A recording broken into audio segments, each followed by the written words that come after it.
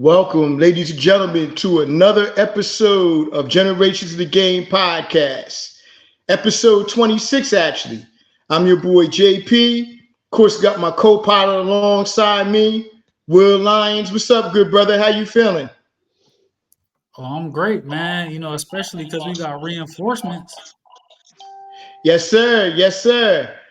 We also got a good friend here with me, my brother, my good friend, of course, Coach JJ Jonathan Johnson. What's going on, brother? It's summertime. I'm almost. I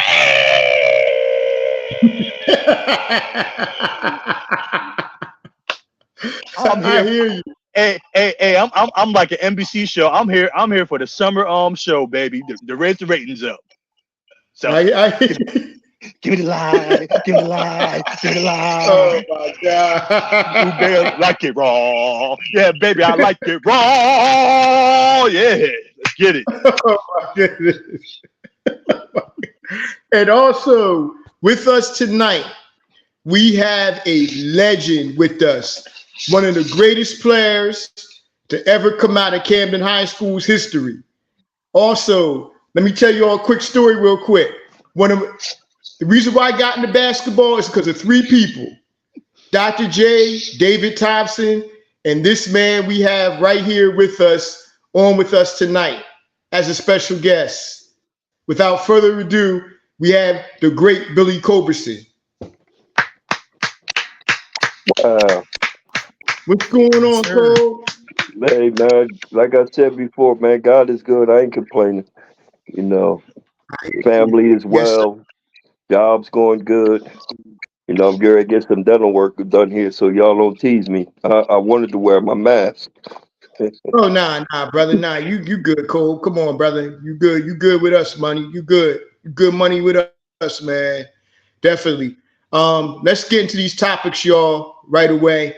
Let's start first we got to start first, of course, with some stuff that went down on First Take on Monday. And it was over Caitlin Clark situation. Are the players getting too physical for her and so forth? So we're going to start it off, of course, with our special guest here, Billy Culbertson. Cole, what do you think about this situation with Caitlin Clark? And also the Stephen A. Smith and Monica McNutt going back and forth, where Monica McNutt basically told Stephen A., if you were so interested in WNBA, you would have had us on there a few years ago. So exactly. How do you feel about the situation? Well, man, this whole thing is a little weird, man, because because this young lady comes into the league and all the things that she did as a college player. The big girls was telling her it's not going to be the same thing when you come into the WNBA. We can play. We physical. We play hard. And we could play some great defense. So as you've seen, and I like Caitlin. I think she's going to do well. But you're just not going to jump in this league with all these very, very, very good players. And some of those good players have gotten cut because there's not enough room. It's only 12 teams, 13 teams. So I just think it's a little out of hand with how they're trying to make it seem like they're taking advantage of her. But when you look at the game, all those girls are getting beat up. I've seen them pull, what's my girl from LSU? Reese. I seen them pull Reese out the air in a headlock, and nobody said anything about that. And this girl getting hip checked. Shoot, if we was on the court, we'd be getting hip checked like that all game long. Yeah. JJ, what do you feel about this? All right. Angel Reese, real quick. She will have a career in the WWE in about 10 years. I'm calling it right now. Angel Reese going to get paid. Now, Caitlin Clark, I'm going to put it like this. With the little bit of change she's making with the WNBA, then with the endorsements, she better invest in some protein powder. She better load up on the peanut butter jelly sandwiches. She better go to church 3 times a week. She better get extra hugs from her mom. She better get extra hugs from her dad. She better get extra hugs from her boyfriend. She better get hugs from her 2 brothers. It's going to be a rough road the next couple of years. It's going to be rough. And taking lessons from LeBron James, he invested millions into his body. Yes. She better do she better do the same thing, because if not, them black and blue bruises, you can't hide it forever. You can't. I mean, it is what it is. Welcome to the league. Wow. I mean, she catching it. We just got a front row seat to it. That's all. But she better take care of herself. That's all I gotta say about that. Definitely. They beat up ahead, another Cole. young boy. They beat up another young boy coming into the league. What was his name? Michael Jordan. Mhm. The Yes, Jordan sir. rules. Yes, sir. Dude, Yes, they was sir. beating Mike up, boy. Yeah, they were. Yeah, they were. Frozen by that All-Star game in '85 too. They weren't passing the ball. Look, I remember that. Will, what do you think? What do you think about the situation and everything that went down? I think it's corny, you know, it's blown out of proportion. But like we talked about before, JP, you know, with when Angel and Caitlin were in college, like, you know, sports, people try to act like it's not, but it's like so much racial you know, division around it. Because like, so I don't think like Caitlin herself is like, you know, there's anything obviously like wrong with her or anything. But like, you know, her fans, they bring a certain energy, you know what I mean? Some of them may or may not have been at the Capitol on January 6th, you know what I mean? The way that they kind of rally and want to go crazy anytime something happens to her. You can't criticize, you know, a bad play she makes, you know what I mean, online, anything. Like, you know, they're coming for your head. And like Kolb said, I mean, Angel Reese literally got clothesline. She got up, she kept playing, you know what I mean? She even said, like, you know, I expect them to send a message and welcome me to the league, you know, but Caitlin is like, man, you got to protect, you know, Caitlin, and I just don't like the narrative around her. They act like she's the reason that there's charter flights. They act like she's the reason that the WNBA is being discussed at all. You know, in the media, they only further push that. Like they literally talked about the hip check for a week. You know, that's a week that they could have been talking about so many other players. Like Cole said, Asia Wilson is lighting the league on fire. You know, you got just a number of players like, you know, putting up numbers. Tarasi, she about ready to collect her AARP membership. She's still putting up numbers. You know, Brittany Griner is back. You know, Skylar Diggins is back. You know, it's so much going on. The rookie class as a whole is looking really great right now. But all we can talk about is what Caitlin Clark wears to the game, and you know, if somebody did something wrong to her, you know, like I'm all for equality, being fair. But if that's what we're doing, we have to truly be fair, you know, with the way we're covering the game. And that's the only way to truly grow it. I agree, man. Very, very good points from all y'all, man. Very good points. And while we're on the subject of talking about the WNBA, man, we got to give kudos right now to Asia Wilson, man. She is on a terror right now. I watched the game last night, but she dropped 36, 12, 5 steals, and I think 5 assists. Man, she could do it all from the center position.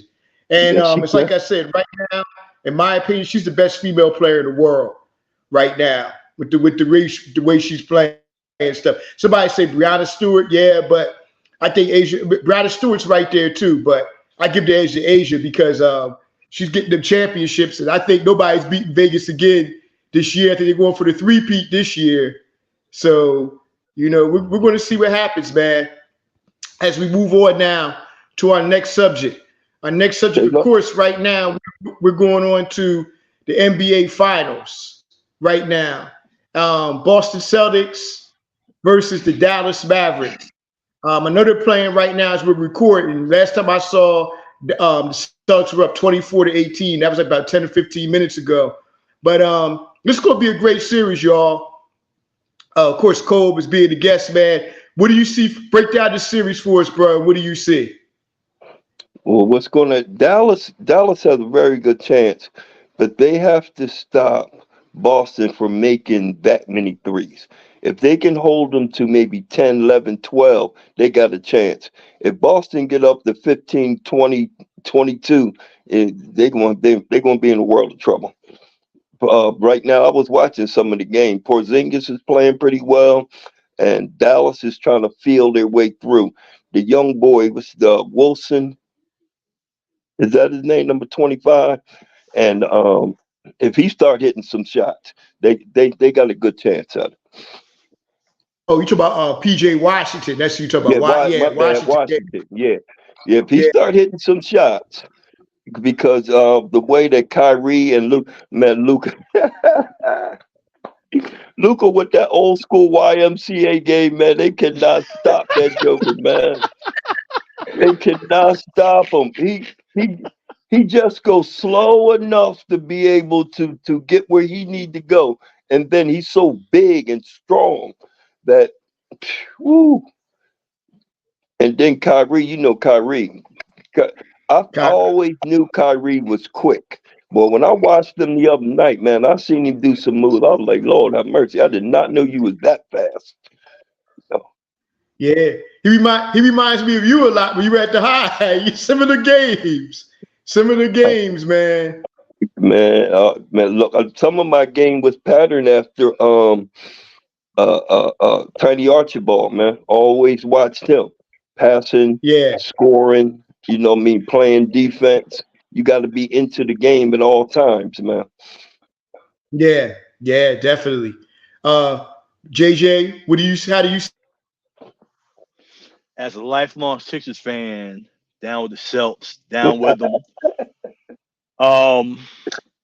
Kyrie and Luka, if they get off like they got off in the West Final against Minnesota, Boston won't beat them.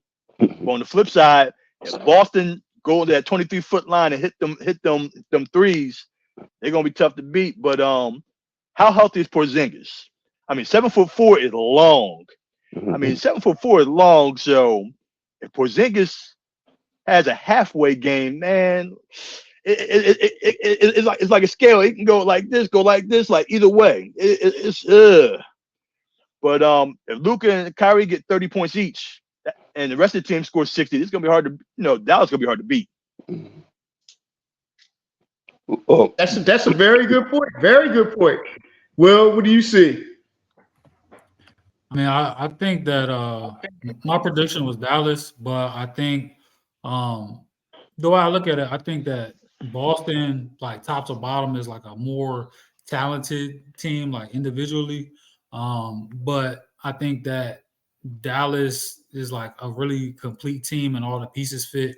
And then you have two guys that, when a game breaks down, there's nothing you can do to stop them. They can go get you a bucket, and the way that, Luka and Kyrie have been playing, if I was a gambler, man, my money would be on them. Now, I will say, though, as of right now, JJ, it's only been a few minutes, but Porzingis looks pretty healthy. He got 15 points in minutes. So, I did not want to see that 18th banner go up. That'd be a sad moment for this Sixers fan right here. Now, listen, I want to see Kyrie stomp on the logo for sure. With the absolutely.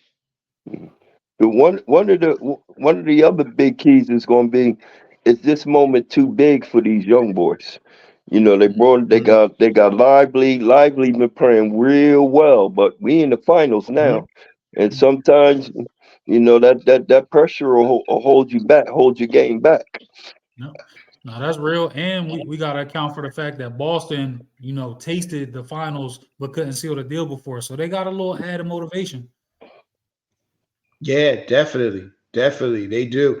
The way I look at this series, I think it's going to come down to, of course, Luka and Kyrie. Their offensive skill set is incredible. Also, it's going to come down to Gaffin and Lively and see how they play against Porzingis on the inside. They could do what they did against Minnesota. Then I definitely like Dallas. I've already said Dallas in 6, but it all depends on Jason Tatum too. Is Jason Tatum going to have that dominant series where he's going to actually take over?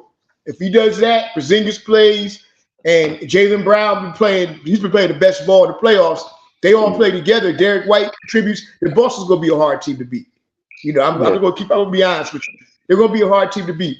But it all depends on the big men from Dallas, what they could do, and also, of course, what Kyrie and Luka could do, and also the defense as well of Derrick Jones. People sleep on Derrick Jones as well. So, it's going to be a hell of a series, man.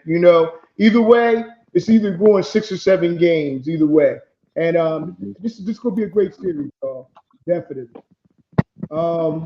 As we move on now to our next topic, which will be, you know what, we got to talk about this, man.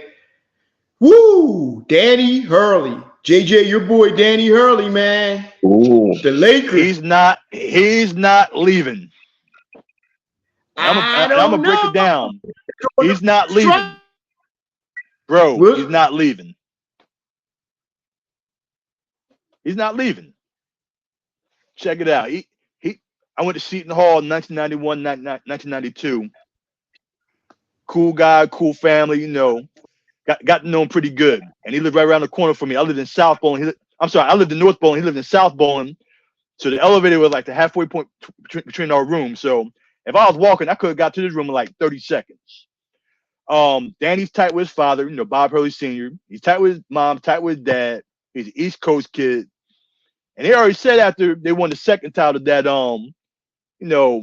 if he left UConn, probably get a divorce because, all that traveling, all that. He's an East Coast guy. And UConn is right down the road from, right down 95 from Jersey City. So he can get home anytime he wants. Then, going for that three-peat. Do I want to go for the three-peat or do I want to go to the Lakers and deal with LeBron's nonsense? Yeah, give me the three-peat. Give me the chance to get the three-peat. Wait a minute. But he's real tight with his family. Yeah, wait a minute. We got to remember 2 things here. Okay, we can somebody say LeBron only won. LeBron's a franchise, bro. Regardless, LeBron is the franchise. And another thing is, too, there is this thing called money, where they can give you a lot of it, and it might be hard to turn down. We got to remember that, too. I mean, I am not going to coach it. I'm not going to coach a team where I am the pet monkey on the side. I'm not doing that. Where the GM is on the court playing. I ain't doing that. If I'm coaching, I'm running that piece. Wait a minute. They're coming in there. They're going to bring him in to come in and be the coach. They want him to be the coach for the next 4 or 5 years. And we know Danny Hurley, how he is and stuff. JP, I disagree with you. JP, he ain't going to last 2. I disagree. He's not going to last 2. Nah, I disagree with LeBron, you. LeBron's like, get that bum out of here. Wow. LeBron's already co-signed him coming in, though. They had to go to do the pressers with LeBron and AD. So, yeah, I think there's a good chance he could go to the Lakers. But I'd like to see him stay at UConn and three-peat. Yeah, bro, however. Bro, you didn't even mention Jenny Buss. That's how you know. He ain't going there. Bring another simp in to be the coach. Not Danny. Danny better than that, bro. Right. No. All right. Anyway, let's move on from this one. Cole, how do you see this? And how do you feel about this situation? Well, I'm a long time Lakers fan. I go back to Jerry West and Gail Goodrich and them. I think they're gonna offer him too much money for him to turn it down. LeBron got 1-2 more years left. They're looking for the future. They got Hashimura. They got AD still there. They got Reeves still there. With the draft picks they're going to bring in, I think they want to try to put together a good team. LeBron gonna have to move aside, messing up, like my man said about the GM, because if we would have signed the boy from Chicago, we would have had another championship 2 years ago. DeRozan had the pen in his hand ready to sign.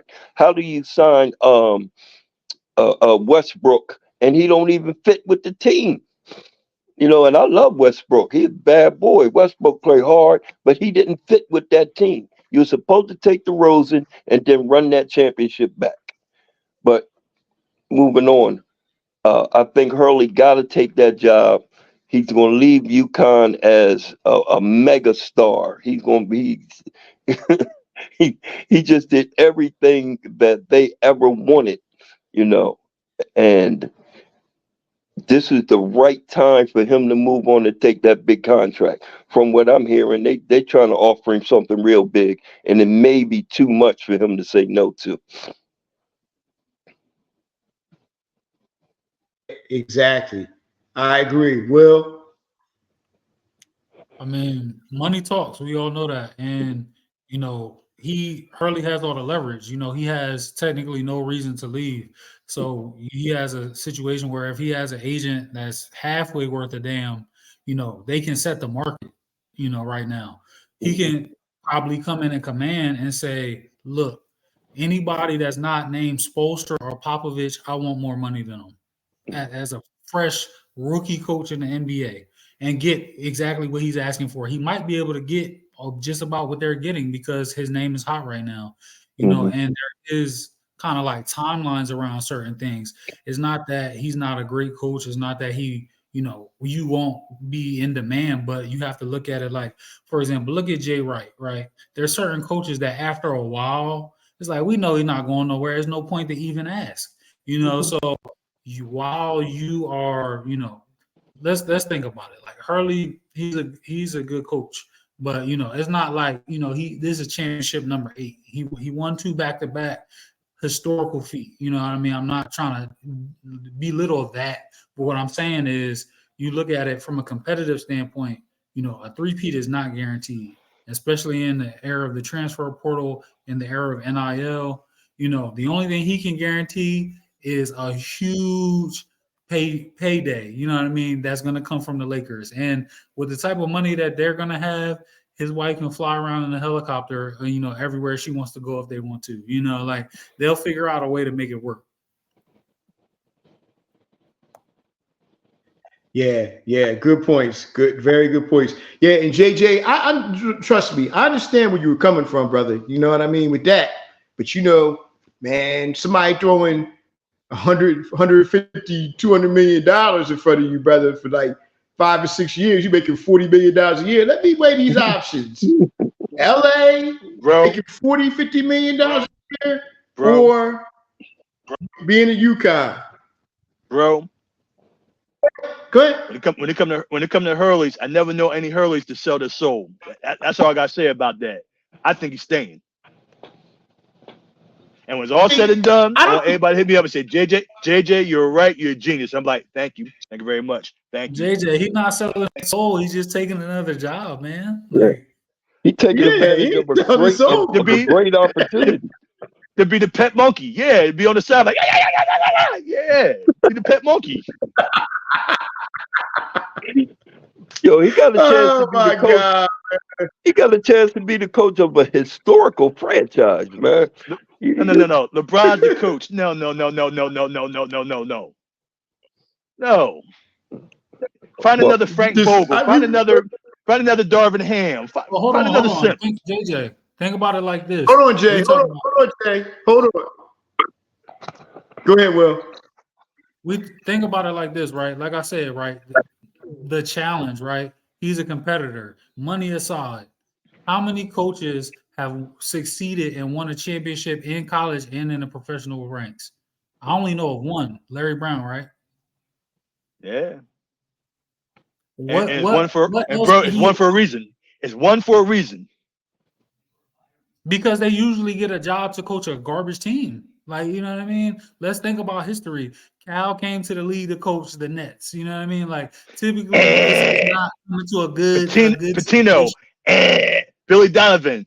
I mean, but some of the people you named, actually, they weren't bad coaches. And some of their teams actually had some, you know, type of success, you know, playoff runs, stuff like that. But, you know, at the end of the day, only one team wins it. But, you know, if you get 1-2 more years of LeBron at the level he's playing at, but you take away his control over what the team is doing with the roster, then you do have a chance. You know, the level AD's been playing at, he's actually been pretty durable, way more durable than Embiid. You know what I mean? Like, let's just be real about it. You know what I'm saying? Like that. The Lakers. You say AD is more durable than Embiid? I'm just both glass. I'm using that as an example because people like to criticize his durability. Yeah, this year I saw both in the Unbreakable movie. They're both Samuel L. Jackson as far as I'm concerned. Oh my God! Coming in the wheelchair like whoa, whoa, whoa, whoa, whoa, whoa, whoa. Come on, man. Come on, bro. Come on. Yo. Before we move on, I just gotta say, JJ, I know your class is entertaining, bro. Hey, man, I'm gonna give you an example today. One of the kids said, "Hey, Oh Mr. God. Johnson, Mr. Johnson, watch my football clips. Watch my football clips. Mind you, 2-9 football team. He wanted to watch his clips from a game he had 3 sacks. So my attention span was 10 seconds. My attention span was like a net. I was like, bro, let's have a plan for you. Go to 13th grade. We don't want to watch no clips of y'all going 2-9. Let's have a game plan. You going to 13th grade. Wow. Wow. JJ, come on, man. You're supposed to be molding these young men and stuff. But you know, we know how you are. I am molding them. I like, son, get your grades up, and you have a bright future. I mean, yeah. Oh my goodness. I know, but they lost JJ, they lost that game 22-6, bro. They lost 22-6. He talking about, look, another sack. I said, bro, I'm like 6 points on the board. Like, come on, man. I mean, I tried. But nah, JJ, we know, man, you're a championship coach. We know that, man. You know, being a Willingboro, the track team and everything, and winning that Premier Days title with the girls, man. So we know what your expectations are when you do have athletes. We know the foundation that you come from, Willingboro track and field. So you know it's nothing but excellent. So we know when things don't work, I headbutt fire hydrants hard. I headbutt fire hydrants. Yeah. Look, that's why you crazy now. Let me stop. But that's my DNA. As me and Mr. Culbertson talk about, that's my DNA, bro. That's my DNA. It was passed down to me honestly. Yeah, yes, it was. Oh my. Anyway, moving on. moving on. We got a serious subject matter to deal with here, man. We gotta say rest in peace, man, to one of the greatest offensive linemen to ever play in NFL history, Mr. Larry Allen, who passed away suddenly on Tuesday, man. Cole, but you being the big Dallas Cowboys fan, resident Dallas Cowboy fan, man, speak on Larry Allen, brother. The Great Wall, baby. He's part of the Great Wall. Them boys were beasts, man. I heard this guy talking about he was a defensive lineman, and he said when Larry be coming at you, ain't nothing you really can do but pray. Because they say he did the 2-2. He said, we coming this way. I want all of y'all to know, and ain't nothing you can do about it. And they showed the little clip, and Emmett must have ran one about 35 yards up, through Allen's hole for a touchdown, man. And we just all start laughing. No, but that's with that line, he's one of the greatest offensive linemen ever. Yeah, definitely, man. Definitely. JJ? Man, Emmett ran for like 20,000 yards. Look, Emmett's in the Hall of Fame. Troy Aikman's in the Hall of Fame. Mike Irvin's in the Hall of Fame. Moose should be in the Hall of Fame. I mean, that line, and Larry Allen is, the prime example of the line. That line was incredible. Stepnoski, Eric Williams, Nate Newton. Sheesh. I mean, a little Pop Warner running back would have got 10,000 yards behind that line. At least. Man. At least. I mean, it was incredible time period for the NFL. Incredible time period. Where Emmett get? He got 200 against the Giants with a bad shoulder one game, didn't he? Bad shoulder, ribs, won the MVP on that game. I remember that. They're like, bro, run hard, and you got the bye week. Run hard, you get the bye. He's like, okay. I'm gonna tell you something though. No, speaking of Eric Williams was the only player I know that can handle Reggie White one-on-one. Nobody can handle Reggie White in one-on-one but Eric Williams in his prime, man. And like you said, with Eric Williams, Stepnoski, and Larry Allen and Nate Newton and them, definitely the best offensive line, most dominant offensive line I've ever seen in my life. Definitely. And Will, when you speak on the great Larry Allen, man, what do you think about him, brother? He obviously he played when I was like alive, but I wasn't really tapped in, to the game the way that I am now. But just looking at it, I know stats aren't everything, man, but I see 11-time Pro Bowler and like 13 seasons, man. That's amazing. All pro that many times. And I know he had to be amazing because I know that like Emmett, the numbers he put up, I know you got to have an amazing line to do that. I know that's part of the kind of discourse when people debate sometimes like between Emmett or like Barry, like the differences in their line. And to be honest, man, like that's like, I'm young, JP, you know that. So that's like the last time I think that the Cowboys was taken serious. No disrespect, Billy Cole, man, but that was a heck of a player, man, for sure. Yeah, man. He was definitely dominant, man. Like we said, rest in peace, man. And condolences and prayers definitely go out to the family and everything. Larry Allen, you were definitely one of the all-time great offensive linemen to ever play this game. And before we get to the topic of Billy Culbertson, we got one more thing to talk about here. Last weekend, state of New Jersey, at the sectional meet in Pennsauken, JJ texted me last week and said, but his nephew, and his dad, real cool with his dad, Troy, and everything, that 10:18, Malachi just ran 10:18 and in 100 meters. And I had to stop and look at that for like 5 minutes because nobody on the East Coast, I'm talking about from Maryland on up, and you could probably go to the Midwest, has ever ran that fast in high school history, 10:18 that he ran.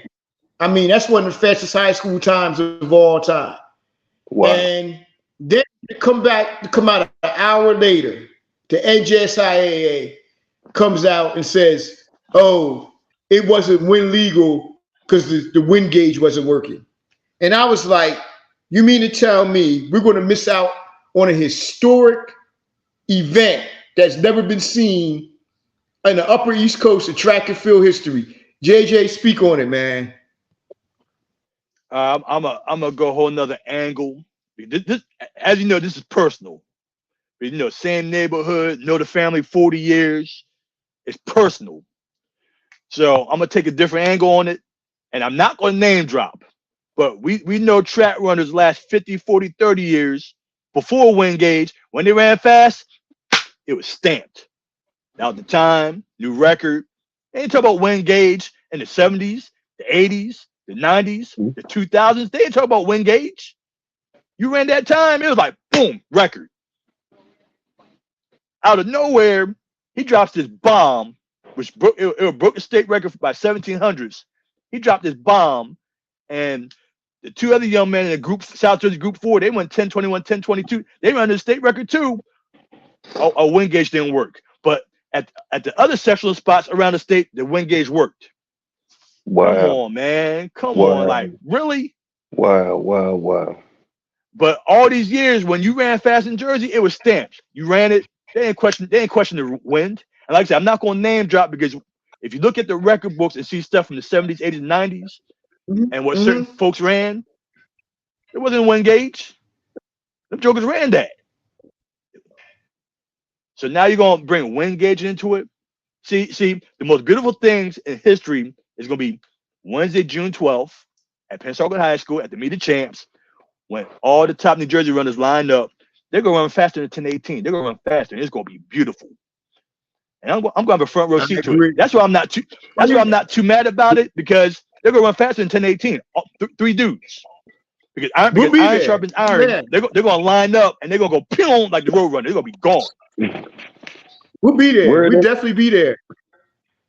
I was going to be at Pennsauken Cove on Wednesday. The Meet of Champs, New Jersey Meet of Champs. Where was this young kid from? He attends Burlington City High School. That's the diplomatic answer. He attends Burlington City High School. Okay. He started off at Willingboro, so he's finishing up at Burlington City High School. And Cole, he's going to Syracuse on a dual scholarship, football and track and field. He's a hell of a football player too. That's great. Yeah, Man. definitely. Yeah, and of course, who's involved with this? The NJSIA. That's all I got to say about it. NJSIA. Here they go, messing up something else once again. Crookedness. Crooked. Here we go. Will you have any thoughts on this, Will?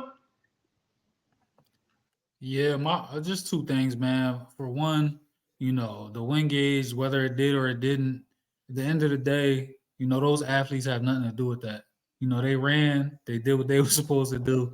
You got to honor that. The second thing, as long as I've been alive, man, I can't tell you a time that, the NJSIA has been on the right side of history. So, we just see they continuing to do the great work that they do. Wow. Well, hold on. There's one time they were on the right side of history. It was on the wrong side, but they were on the right side of history.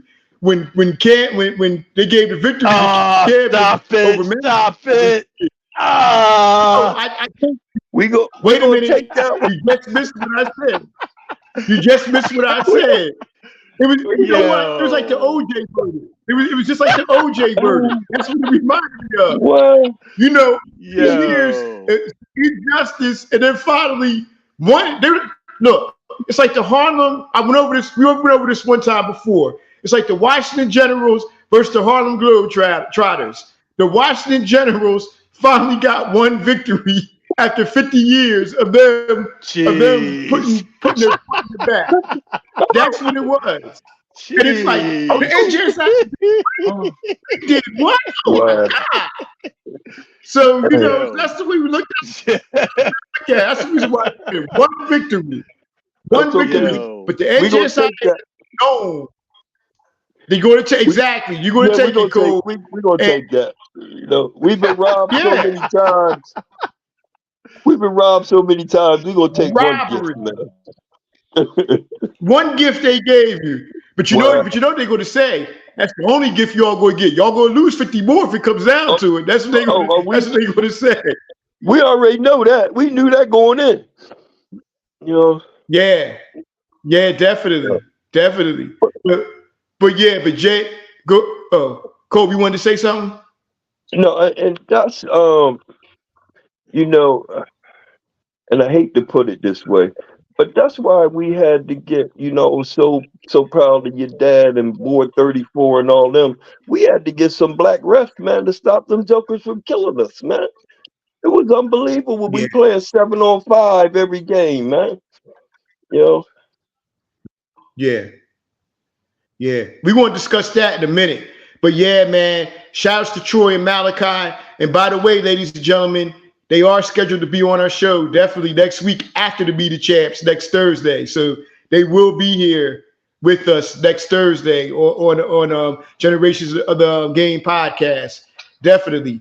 As we move on now to the topic of this evening, and like we said, we got the legend with us right here with us, Billy Culbertson, man. And let me tell you something. If any of y'all remember him or you've seen him play, you know the type of player that he was. He was high school All-American, went to University of Pittsburgh, played over in Europe for a number of years. But let me say this right now.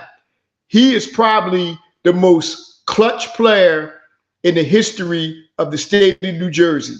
Again, the most clutch player in the history of the state of New Jersey. And I believe you still have the record code for scoring points in the playoffs from 79. You averaged what, 37 points a game, right?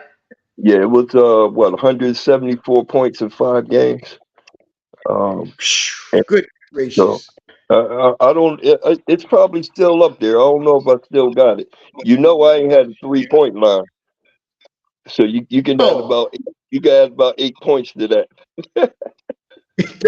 definitely add 8 points to that, man. But let's get into this because you first started out at a lot of people didn't realize this. I didn't realize it until later on. You didn't start for Camden High right away. You started at Bishop Eustace. Yeah, I went to Eustace. Yeah, when coming through grammar school, I played with St. Joe's in the grammar school league, and I went to Hatch, and I played with Hatch too. So my game developed, man, playing with people teaching me the fundamentals of the game, and then mixing, my own little flair in there, coming through. So when I played in the Eustis used to have a big tournament every year, and I went there and I did very well. So they came over and tried to get my mom to get me to come there. Right. So in 1976, 77, your sophomore year in high school, you transferred to Camden High School. What made you transfer from Eustis to back home to Camden High? Well, Clarence. I think I scored about 35, 40 against the freshman team, and Clarence was sitting there at the game watching the freshman game, and he went to my mom and said, "Yo, he got to come back home." And my mom, she went to school with Itchy Smith and them, so she ain't really want me to go to Eustis anyway. So that was it after that. Right. So you went into Camden High back in the year 76, 77, because the year 76 they had a great team. So you followed behind Danny Rucker and Ben Hill and Ronnie Thompson and all those guys. So you came in 76, 77, and you came in, you were the backcourt partner with the great Keith Strickland, right, as well. So how, like, you went out for the practices and stuff. How did that start out for you at Camden High? Were you projected to be a starter or coming off the bench or what? Because you had a loaded team in 76, 77.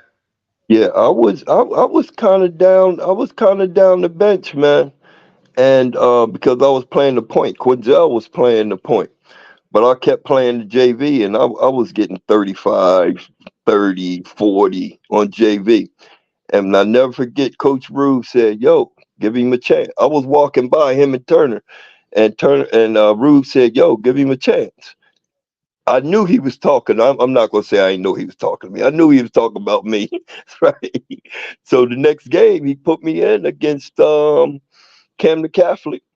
I scored 10, 11 points, got a couple assists. At that time, I had to get my points playing defense because we had 3 or 4 big jokers. We throwing the ball down inside. So I had to get some steals to get my points. Right. Will, you have any questions for Billy Cole? Absolutely. So, the legend, Coach Turner, what was it like, man? Obviously he's a coach that's reputation, kind of precedes him, so I like to hear from someone that actually played for him. You want the PG version or you want the real version? I want the real, but if you want to tell me offline, I understand. You know what I mean? No, man. Clarence did me well, man. I'm not going to talk bad about Clarence. He had a star system. If you was one of his boys and you played well, he let you do your thing. Going into my senior year, I wanted to be the leading scorer in the state and all of that. So he called me over one day. He said, "Come here, blankety blank." He said, "Now you want to be?" He said, "You want to be the leading scorer in the state?" He said, "You averaging 35, and you come up with 33, and we lose by 1. It's your fault." Damn. So, so you better go out there. You better do your thing, and it was how I want to put this. Those guys trusted me, and they knew if they were open, they were gonna get the ball. I still averaged 10, 11 assists a game. Because he's always told me, he said, you better keep them big boys happy if you want them to play defense and rebound for you. So I always made sure they got a couple of dunks, they got a couple of jumpers, layups. When they was open, they got the ball. But they knew when push came to shove, I got their back, they had mine.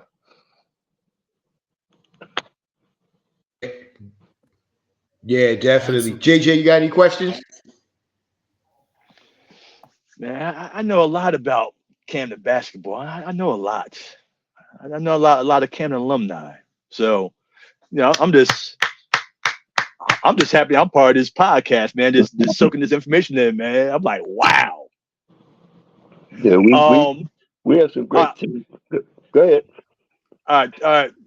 I'm asking Billy Colb this, because winning back-to-back championships, coming from because you won in '78, so going to '79, I probably already know the answer to this because similar situation.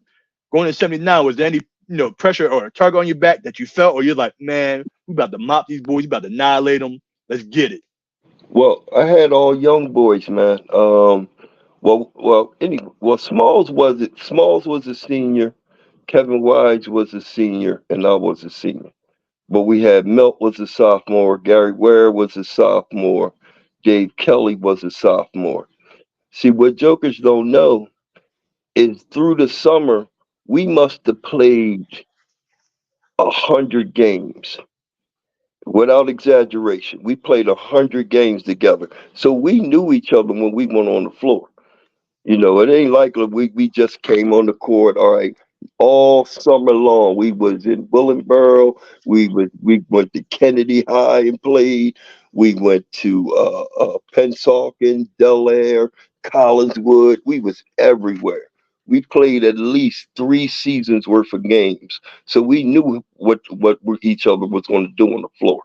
So it became much easier once we started playing. And the key word you said summer. Hmm. Yeah, because So, jokers in my school they think summer is beach time, and when they get to their regular season, their sports, they get decapitated and eviscerated. So I like that word summer. I like that word. oh, they knew we was going. We if we wasn't going back to back, I was killing somebody. They already knew.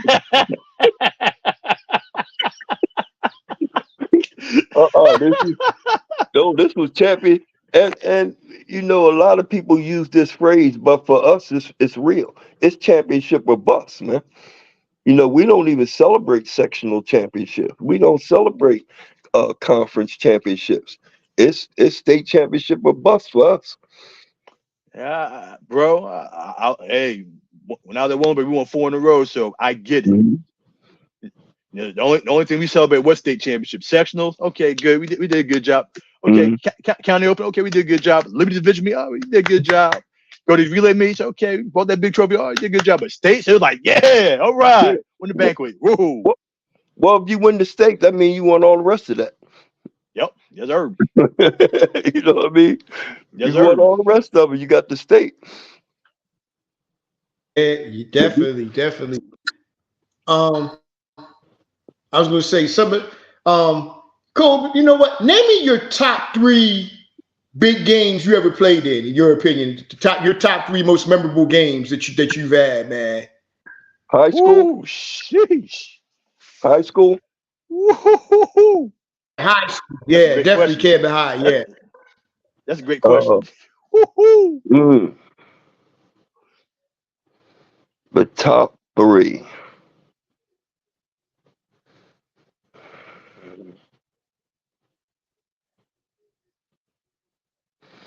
Well, I guess I gotta go. My junior year, we were monsters. We were mopping everybody up. So it wasn't no real challenges that year. Except when we went down to Dunbar in Baltimore and they cheated us. I stripped my man, went in for the layup before I'm laying it up, and the ref blew the damn whistle. Else we'd have been undefeated. Um, so I gotta go West Philly my senior year. Uh, Ooh. we beat them by 2 at the buzzer. That Clarence Tillman and Tyrell Biggs. No, Rock McCray and them. Was Biggs on that squad? Yeah. Okay. Um, of course, of course, Middletown South. They were undefeated. My dad talked about that. They was Yeah. At undefeated. Rutgers, yeah. Yeah. Mel hit the jumper to put us in the overtime, man. We was down 5 with 50 seconds to go. We down 5 with 50 seconds to go. They shot a 1-and-1. The dude missed. I got the ball at the top of the key. I must have took 3 dribbles of laying that mug up. That happened twice. And I never forget the boy Jim Murray was standing there. He said, "Yeah, we got you now, Culbertson." I said, "You gonna miss, Joker." He missed. He missed. I had that mug in 4th gear. I was gone. And I seen 3 jerseys coming towards you. I said, "Oh shit." Threw that thing to Wag. Wag hit the jumper, bang. Overtime, I must have scored about 10 in overtime. That was the game. Yeah, my dad talked about. My dad talked about that game. He said you took over in the overtime. It was all yours. Milt Wagner hit that corner jumper. Then he said in the overtime, you just took the game over, just carried them to victory, man. Oh yeah, once we got in overtime, wasn't no way I was letting us loose. That was 2. The third one would be West Philly, Middletown South, and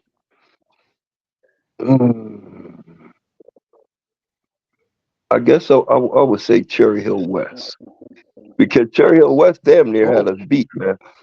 They damn near had us beat.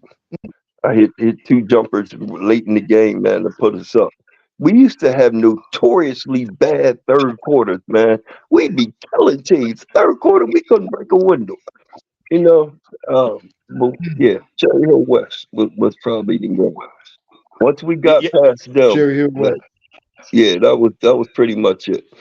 How long was your halftime? Because halftime is probably your enemy, but you probably all cooled off. Oh man, I'm telling you, it'd be quarters, man. We scored 6, 5, 10. I mean, like, damn, what is going on? You know, but the 4th quarter, we would turn it up and start pressing, and we get back into our running. You know, once we get that fast break going, then it's a big problem for the other teams. Or did the other team play stall ball, where they're passing the ball like all 8 minutes? The stall game was Southern Regional. They tried to stall it out on us, man. I think the first quarter was like 2-0. Oh, that was 79. Okay. Yeah.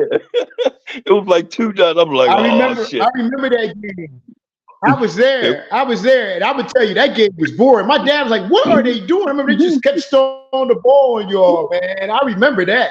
Man, I was there.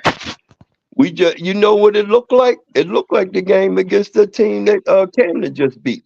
It was just like that. Manasquan. Yeah. Mm-hmm. Yeah. It was just they like stole that. the ball.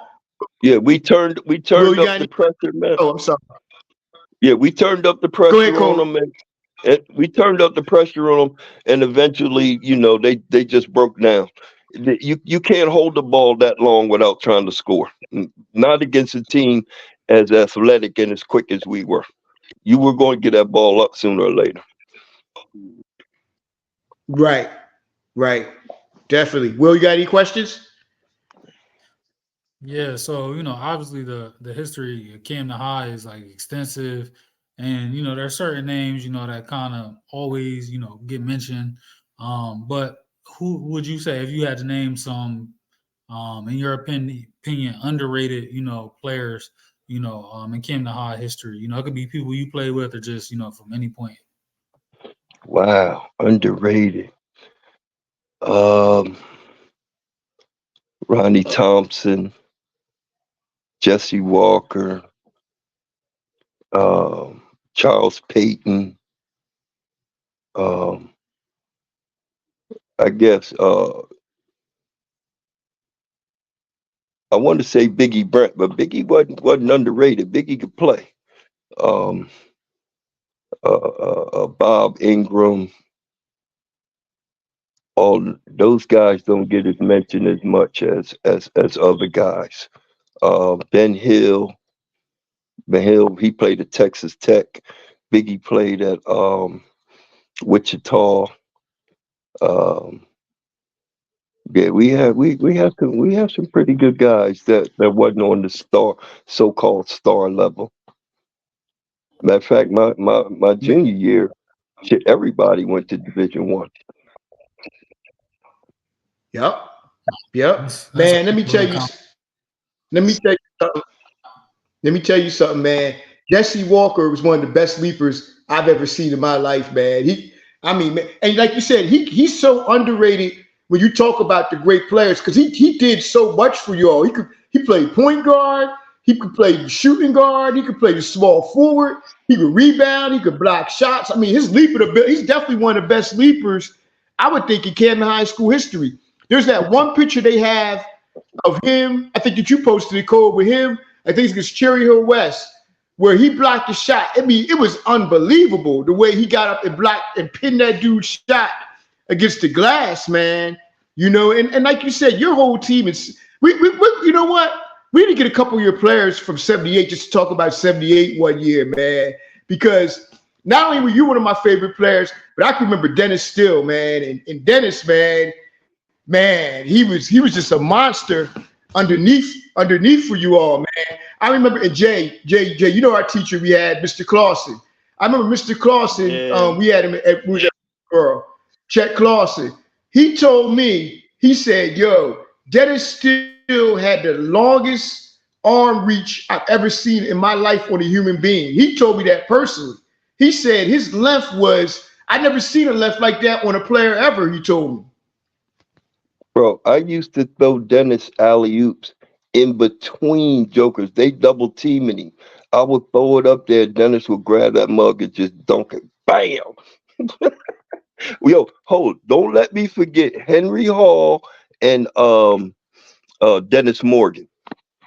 They were definitely too underrated. My sophomore year was probably the most talented team we had, but we weren't together. We weren't a fist. We weren't a team. But that was the best talent man for man that we had, and we ended up losing in the finals. 77, and that year you all beat Trenton that year, and there's always this was a picture. I think of Trenton's best player. I think it's what's his name, Kenny Nichols, I think, and he got a hard foul. Now, Cole, I want you to confirm something for me. JJ was there last year when my pops passed away. One of his friends told me in that Camden Trenton game up in Princeton that my dad actually came on the court and talked to the coaches, Trenton's coach and Coach Turner, and told him like, yo, we got to settle this game down because it's getting too physical. And you know how it was a packed gym. It was at Princeton. I read the article. It was 8,000 people there. And they said, you know, we're not trying to have no problems and stuff, so we need to get this under control. Was that true? My dad came on the court during that game. Yeah, he was one of our security people. Yo, man. Wow. We was taking no prisoners, man, and neither were they. So it was a battle of wills. Who was going to wilt first? You know, they had a pretty good team, but we wasn't going for it. Right.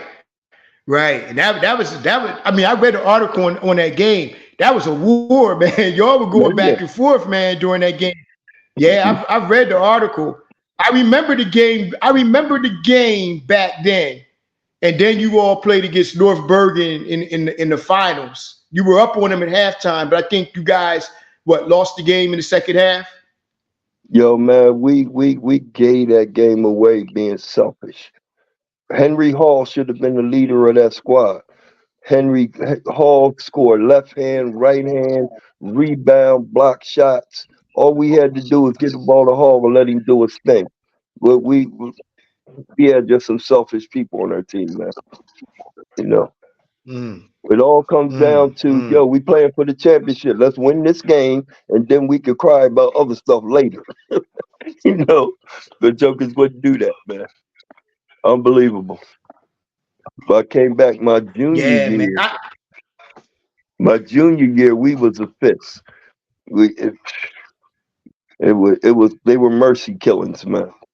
We up 10, we up 20, we up 30, we up 40. It wasn't pretty if you was on the other side. You know, Cole, JJ was with me. We were at a Willingboro High School football game, and we met a gentleman, real nice man named Paul Drayton that played at Kennedy. and he Oh, was that's my telling us about man. when he played against you.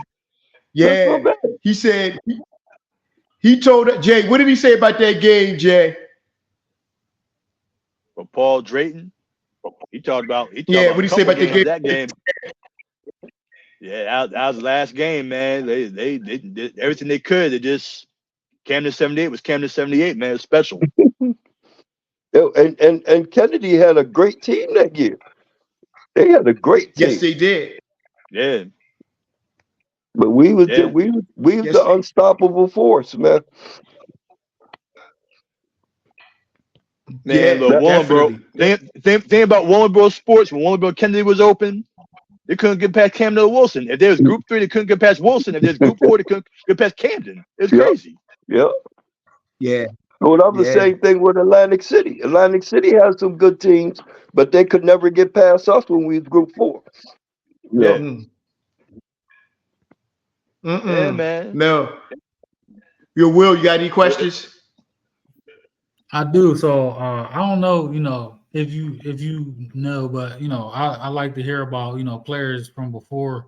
So if you could you tell me and obviously whoever ends up watching, a little about like Itchy Smith's game, because that's a name I've heard come up in the legend of Camden High, but I've always like wondered like I hear he's great, but it's more like what kind of player was he? Well, Itchy was the standard bearer, man. I tried to steal that, but I can't. I got to go back. I got to go back. Itchy was the standard bearer. He played what at 50 was it 59, 60? They won like 50, 60 straight games or something crazy like that. He was an All-American, played point guard, second guard, played defense. They had a matter of fact, they were the only team to go back to back. And then my squad was the squad that went back to back also. It's only three times we went back to back. Itchy and them, us, and I want to say Vic. Was it Vic and Denny and them? Yes, 86, 87, yes. Yeah. Mm-hmm. Yep, they definitely were. What? So Cole, we move on. Wait a minute. Wait a minute. Wait a minute. Go ahead. Let me get my man's question. We had Itchy started for the All-American guards. We had All-American guards coming through there, man. Like it was Itchy, then it was Wayne, then it was Ruck, then it was me, then it was Milton, then Kevin Walls. I want to say Vic was an All-American. Yes. We always had an All-American guard, man. Always. That in high school, if you got an All-American guard, you got a chance to win the championship. And Clarence made sure he had one. If he had to steal them, he made sure he. Clarence gonna go find him a guard that can score. You can best believe that. Man, yo, let me. I got a story of Coach Turner when I was a little kid. First off, let me tell people, Coach Turner was one of the nicest people you ever wanted to meet or ever talk to off the court. I remember as a little kid, this is when my pop worked there. It was at Camden High. Man, Coach Turner was using some curse words to this day I don't think I ever heard in my life. My dad's like, "Oh, you gotta leave up out of here." He's like, "Nah." He said, "You gotta go." I remember that, man. But he was one of the nicest people though that you ever would meet. He was very fiery on the court, but he was a fair man. And to be honest with you, black officials owe him a lot, and also black coaches owe him a lot as well. He was a trailblazer a lot of ways that kicked in the door for a lot of people. And in my opinion, he should be in the Naismith Basketball Hall of Fame, especially what he did coaching a black inner city high school in Camden, New Jersey, and being as successful as he was. He doesn't get the just due, I feel, though, as a coach as he should. Well, we talk about the NJISAA. You know they hated us, man, and that's because Clarence fought them jokers, man. You know, we sitting here. If we had tape and stuff like that, you can blatantly see how they used to cheat us, man. And that's why he was so intense. And when we're playing, he was so intense. When you watch us, we very rarely turn the ball over. Very, very rarely, because no, we don't. That's one thing we don't do. We don't turn the ball over. Shoot that mug, do whatever you got to do. Don't turn it over. You know. And I told you when he called me a blankety blank but he said, Cub, he said you got to be a cold-blooded blankety blank that hate to lose. That's how you gonna win this. You got to hate to lose. You know. Yeah, man, definitely, man. You know, y'all gave me some great memories as a kid, man. You know, I was blown away. Like I said, the game I remember, my first Camden High School game was when y'all played against Atlantic City, and I think it was the South Jersey Championship. First off, let me tell you something. I never seen that many black people in my life at that point at anywhere. It's like, wow, like where am I at?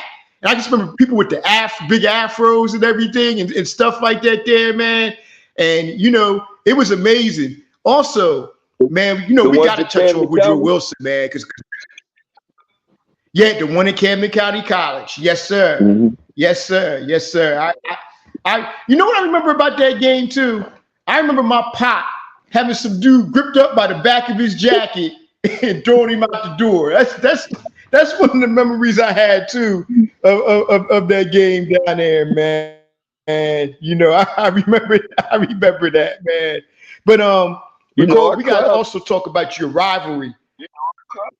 Our crowd used to be unbelievable.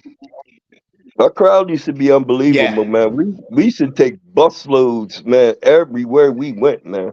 Mm-hmm. We were Camden was definitely they definitely were behind their basketball team, man. Oh, the best fans, the best fans anywhere. But speaking of which, while we're about the fans, what was Section 33, man? Tell the people out there that the fans had a special section called Section 33.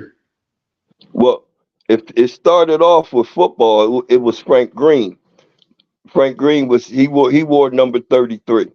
So when it came to my senior year in basketball, that was my section.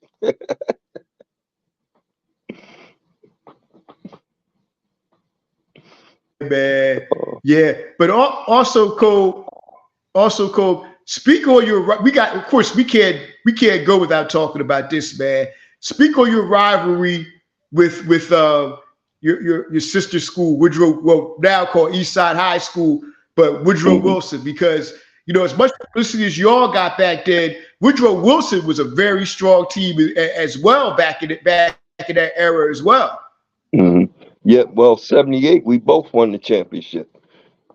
I think they lost maybe 4 games that year, and 4 or 5, and we beat them 3 times.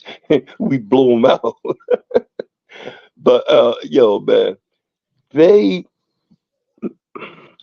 played like a finesse style game, you know, and that's what kind of held them back a little bit. They had some real good players, there, and later on in the I want to say late 80s, mid 90s. They have some guys when Tootin and Rock and all them was there. Reggie Welch and all them. Yeah, they had some good things. Yeah, yeah. But the years when I was coming through, they were just missing something. Um, it's missing that desire, that drive, because those teams they had should have won championships in Group 3. And they end up losing to Leonard P one year. I was like, yo, what are y'all doing? You know? But that was just the difference between our team and their team. I know. I remember the wars y'all had with Wilson back there.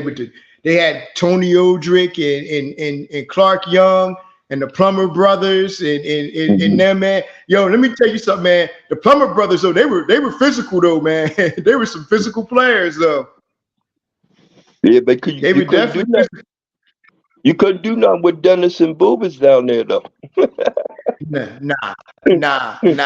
Because hey Cole, I'm gonna tell you what somebody told me. There's a dude that used to play either at Kennedy or Willingboro one day. Kennedy or Willingboro. And he told me this story one time about Dennis Steele. He's like, man, I'll never forget that time. I was going in for a layup and a player I forgot who he said got him below. And he said Dennis gave him an elbow up top. And he said he was laying on the ground for like 5 minutes. He was like, man, he's like, Dennis F me up. He was like, yo, he said, I didn't come down the paint the rest of that game after he did that to me, man. He was like, yo, he really hurt him bad. Unfortunately, that ain't far from the truth. We had a no layup rule, man. You don't come through there thinking you're gonna lay something up, because one of the big boys gonna lay you out.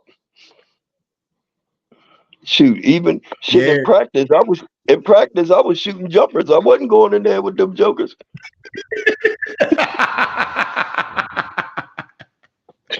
Yeah. Major, you got any questions? Yes, I have a good one. Outside Camden High, because you had a big audience that followed you at your games. But outside of Camden High, what school had the biggest groupies back then that followed you guys playing basketball?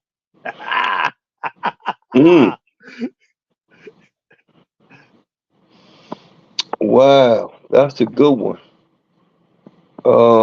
Shoot, probably Pennsauken. Oh, wow.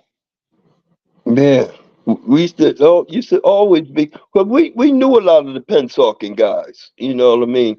We would go out there and work out and play, and Billy Griggs and all them guys. We was friends. You know, we go out in Del Air and play all the time on what's that, DeRuth Street or whatever it is. Wow. Yeah, shout out to the roof. Shout out to the Pennsauken Five, man. Will, you got any questions? Not a question, but just a small world, man. Billy Griggs, man, that's my guy, man. His pop, I call him Uncle Rock, man. I went to St. Matthew's, the same church they went to and everything, man. So, I got to know the family real well, man. Good people. Okay, good.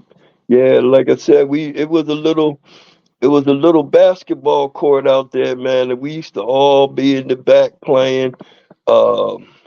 But the Bundys, Kenny Steele was down there, the Griggs, what's the other boy? Hicks and them. Yeah. We used to have some fun. And that back then we talking junk playing ball, but we all friends, you know what I mean? Yeah. I got another question.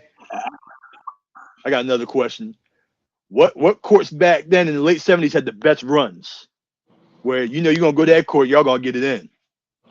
Oh, on Sundays you had to go to Stanley Park. We all at Stanley Park on Sunday. Then we would go to Collinswood. Collinswood have good runs. They didn't really want us in there. After we win about 4 or 5 games, they put us out.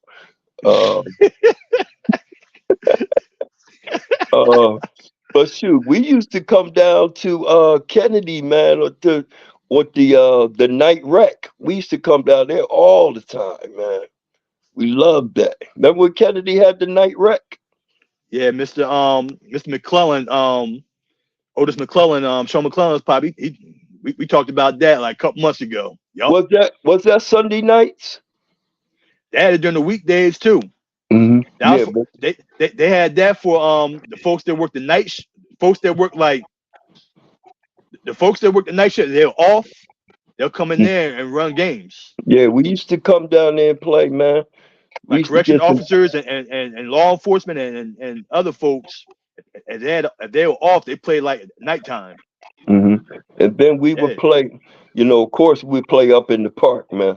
We used, especially during the summertime, we come up there at 12 o'clock, man. My mom was like, "You ain't playing no ball at 12 o'clock." I said, "All right, come on up there." Be 900 people in the park, 12 o'clock at night.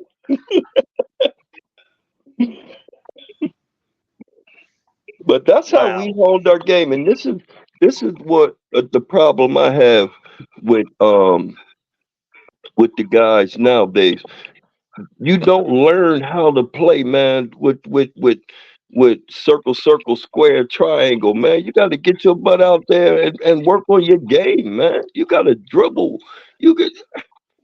My team this year averaged 30 turnovers a game. Huh? Wow.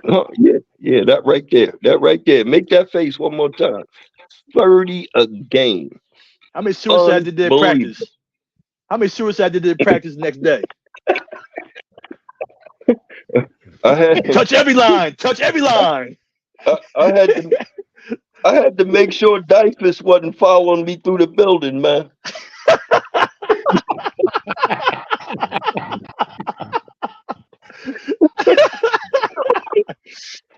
But they think they can learn how to play, man, without playing. I'm confused. You killing me. How you think you're going to be out there learning how to handle the ball, learning how to pass, learning your timing, and you don't play? What is wrong with you?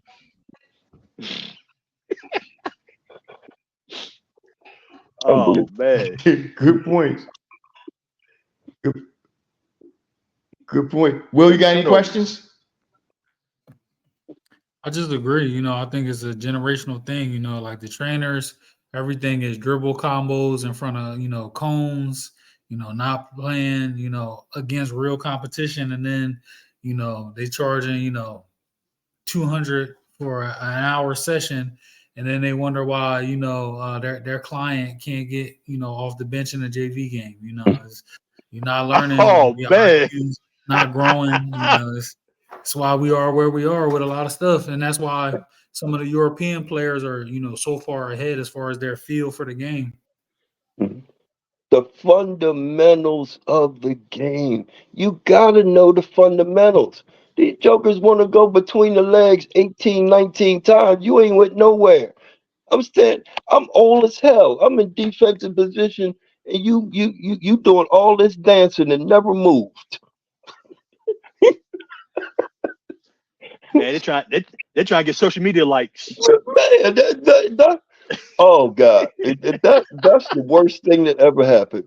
These jokers posting their things on what they post them on?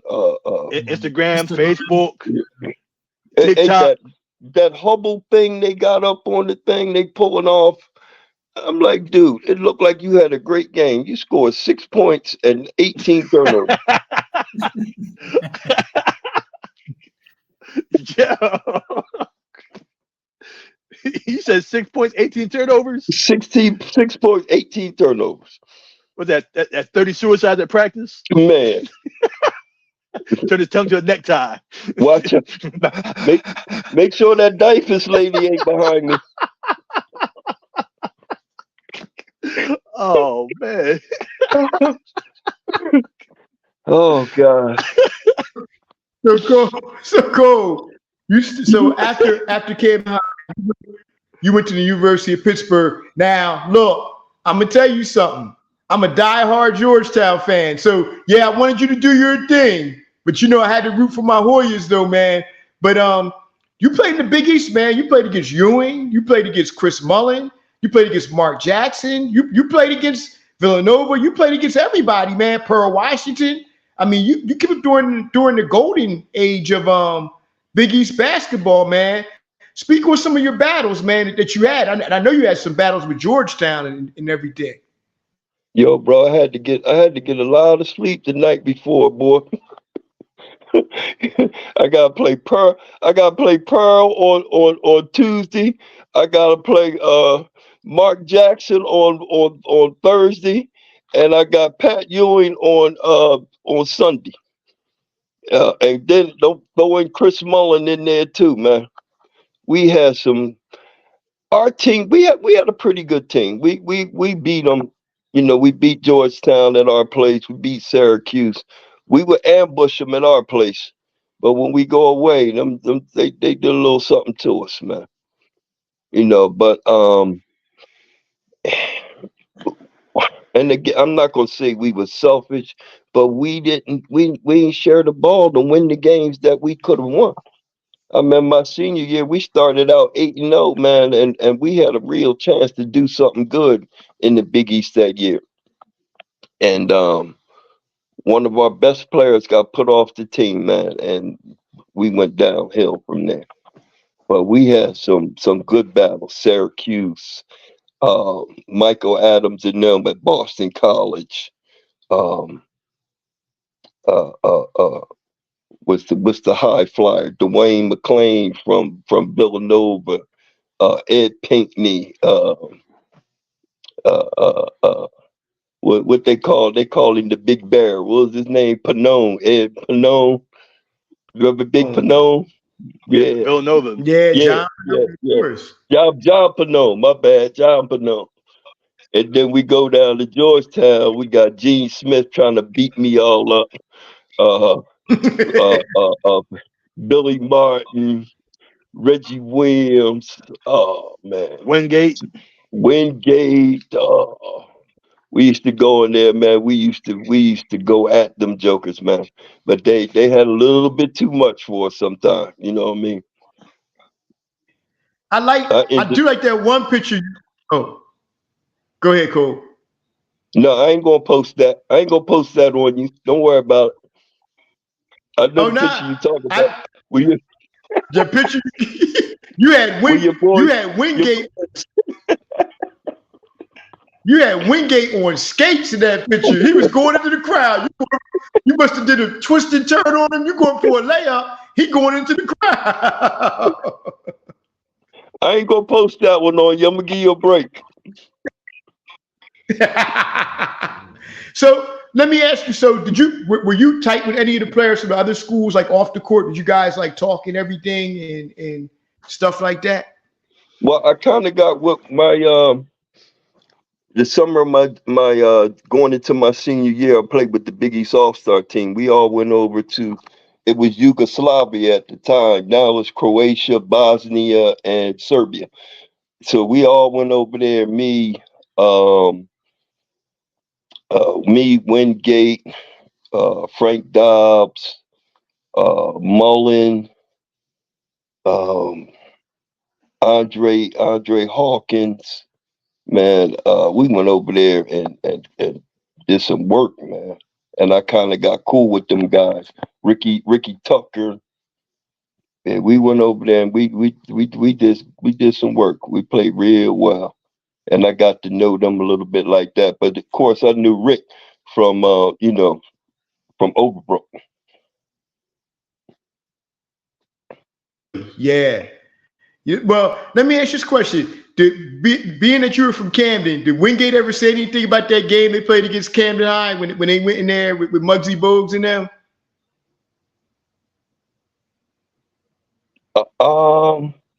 Me and Wingate never talked about that. Nah, I never talked about that with them. But Pearl was always talking shit though.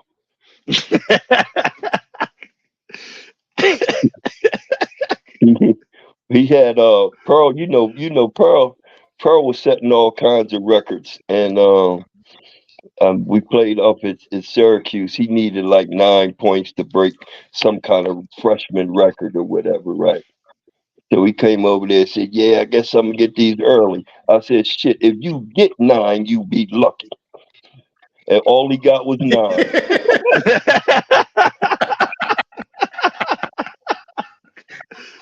Oh man! One of the things. Now, one of the things about my game, man, was that was pretty versatile. Is because my sophomore and junior year in high school, I was a point guard. You know what I mean? I had to pass the ball to Dennis and them big dudes down there, and I had to get mine off steals and fast breaks. You know what I mean? I got some jumpers here and there, but mostly it was playing defense. And that's how my game really developed and was good for college. Because I was playing the two at first, and then I had surgery on my knee. So when I had surgery on my knee, they got another second guard. So I was like, well, I guess that point guard ain't gonna be fucking playing because I'm taking this shit.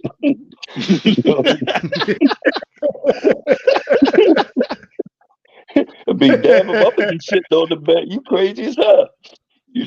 So that's how and the thing that got crazy, once they found out I really could play the point, the jokers forgot I could shoot.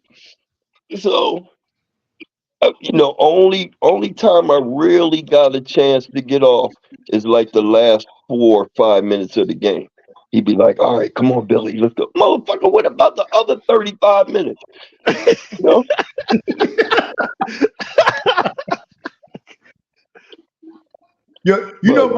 My pop used to be upset watching those games. They didn't let you do your thing. I remember my pop used to sit there like, why don't they give the ball to Cole but let him do his thing? I remember my pop used to sit there heated, man. I remember that. Yeah. He wasn't no more heated than I was. No. No. But hey, man. I know that. And Cole, so then you went on, you played over in Europe for a number of years. What's some of the countries that you played at? Some of the teams, some of the countries that you played with. Oh, the first year, I played on the touring team with Tiny, Rudy Macklin, James Ray, Marty Burns, and we toured all through Italy, Spain, France, and then when I came back home after like maybe 3 months, and then I went to Argentina. And when I went to Argentina, they thought they were getting a point guard. Said we need a point guard. Boom, boom, boom, boom. First game, I scored 45. It was like, oh shit. I ended up leading the country 2 years in a row and scoring. So, and I mixed my game in with my point guard role. And the 3-point line was shorter than the high school 3-point line. So anytime I got to the top of the key, you know what that was. So I had some great time. We played in Chile, played in Peru, Chile, Peru.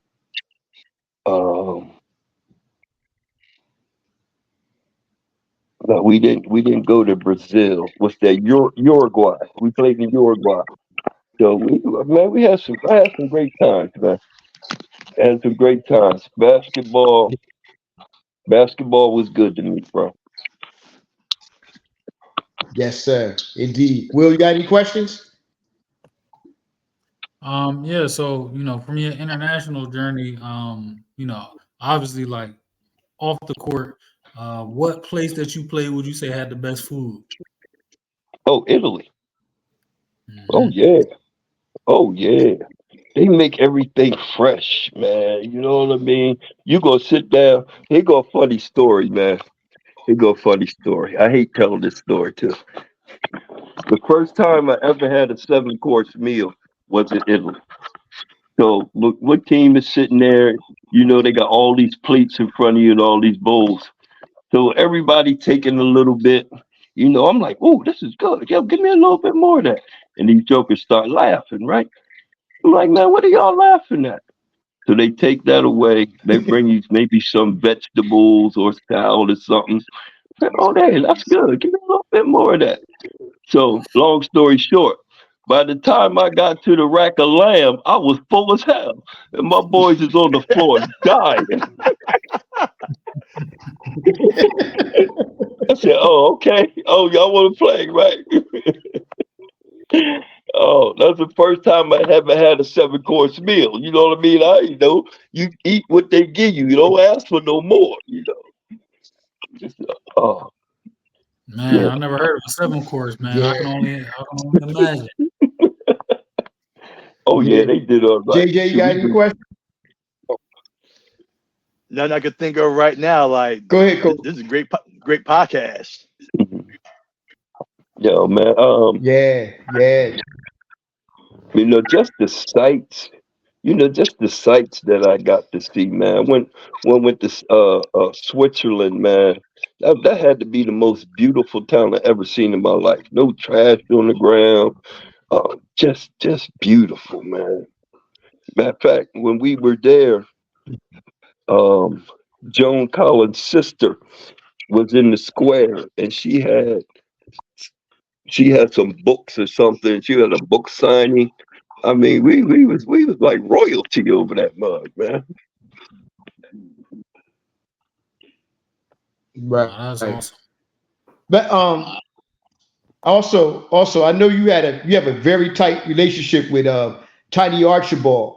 Speak on that with you and Tiny and stuff. And I know you told me in the past that he was like one of your mentors and stuff. Oh yeah, Tiny was. Matter of fact, Tiny was at the end of his career then, so I was backing him up, and he would always say, "Yo, Bill, I ain't gonna play but so much, Joker. Get ready." You know what I mean? So we played, playing against the Yugoslavians, playing. Almost forgot this story. That's when I first played against Sabonis. Sabonis and Chichenko, and I want to say Marshallonis was on that squad, but I can't swear to it. I want to say he was though, and that Joker was amazing. Sabonis, what they saw in the United States when he went to Portland is nothing what he was while he was playing overseas. Sabonis was a beast, man. We almost beat their asses too. They beat us by 2.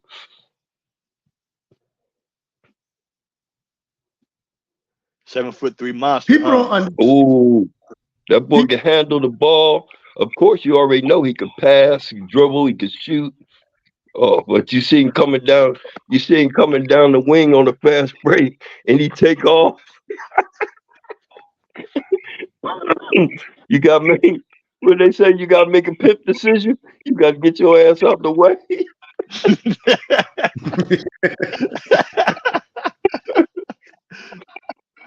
Man. The people don't understand, man. If Arvydas Sabonis would have came over to the United States at 22, 23 years old, he'd have probably been a top 5 center of all time. As a matter of fact, Sonny Hill was talking about Sabonis about a couple weeks ago, and he said Wilt mentioned to him. He said, "Sonny, if Sabonis came in the league the same time as me, we played against each other." He said Wilt told him he would be a problem for me. Because he was strong. He was athletic. He could play.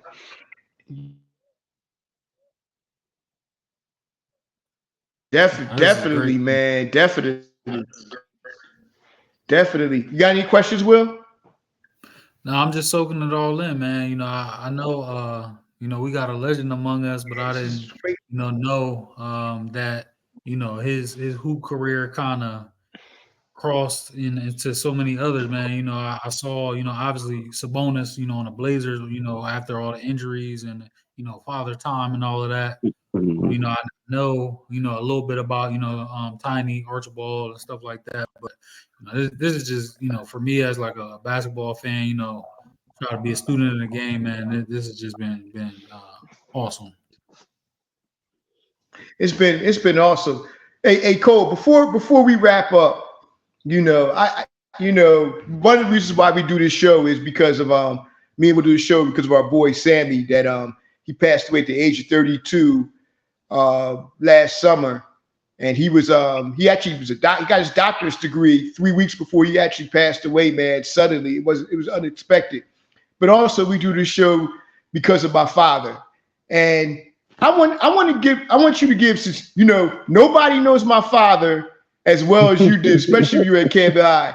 Give me your top 3 most memorable moments about my pop when he was at Camden High School? Your top 3 that you can remember?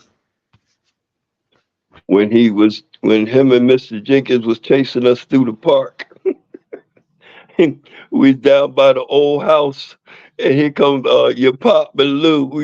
We all scattered and tried to get back to the school. That was one. And your pop knew everybody's lunch. All 2,000 jokers in the school, he knew what lunch you had. 4th lunch, 5th lunch, or 6th lunch. I remember one time I tried to go down to 5th lunch. He's like, Billy, I know you got 4th lunch. Don't even try.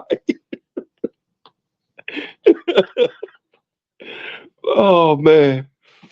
Yeah, but man, Mr. Polk was the man.